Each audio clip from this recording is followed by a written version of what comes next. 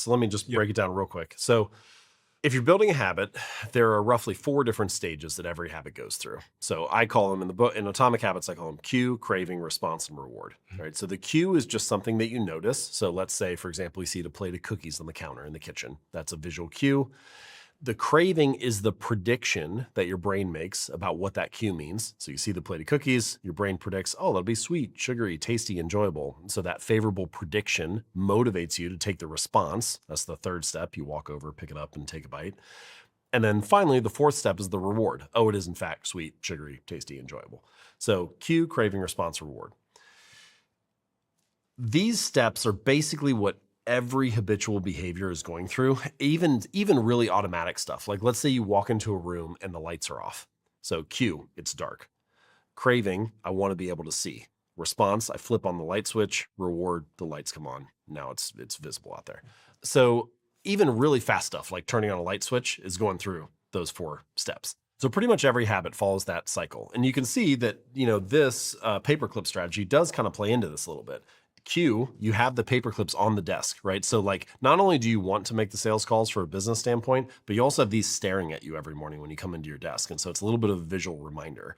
Reminds you, prompts you to think, okay, all right, I do want to make these calls and try to drive more business or, build up the, make another successful sales call. That craving gets you to pick up the phone, which is the actual response. And then the reward is I get to move the paper clip over.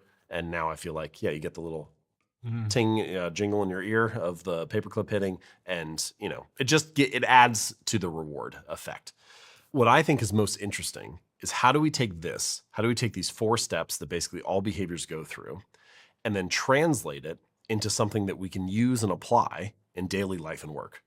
So I call this the 4 laws of behavior change. So there's one for each step. Yeah, you got them right here. I'll give them to you. So done.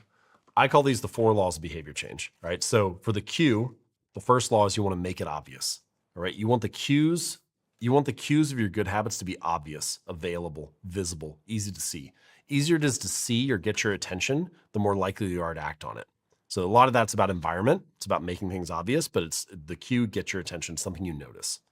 So let's put this in the context of me wanting to make sure I have my supplement routine every day. Sure. Because that's something I think about. Yeah. I want to have my creatine every day. So it's like, where's the creatine in the kitchen? Is it tucked up in a high shelf and it's behind like a cabinet door and you don't really see it? Or is it like out on the counter? It's one of the first things that you see. So there are varying degrees of what you want to do here and like what you want to place out, but you're just trying to make the good habit obvious. You want to make it easy to notice. Reminds me of when I started DJing, and the DJing equipment was upstairs in the spare room out the way. And I had a conversation with my girlfriend who's through there. And I was like, I really want to learn DJing. So can I put it on the kitchen counter for the next year?